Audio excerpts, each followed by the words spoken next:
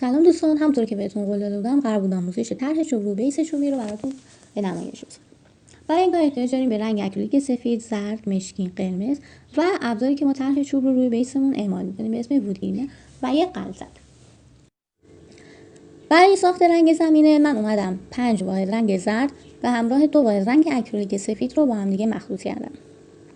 بچه این دیگه سلیقه‌ایه. اگر دوست داشتین که رنگ زمینتون کرم تیره باشه میتونید رنگ زردتون رو بیشتر بگیرید، اما اگه دوست داشتین رنگ زمینتون کرم روشن باشه میتونید سفیدتون رو بیشتر بگیرید که من اینجا دوست داشتم رنگ زمینم روشن‌تر باشه.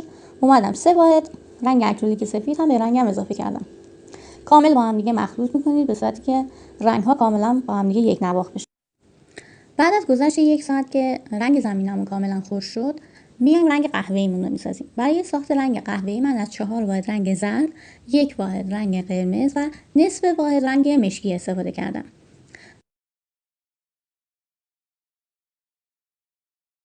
بعد از اینکه سطح کارمون رو با رنگ قهوه‌ای پوشش دادیم، قبل از خشک شدن بلافاصله باید از وودگیرینر استفاده کنیم. برای استفاده از وودگیرینر فقط کافیه فشاری که به دست و به سطح کارتون وارد می‌کنید زیاد باشه، به طوری که تمام شیارهای ابزار کارمون رنگی بشه.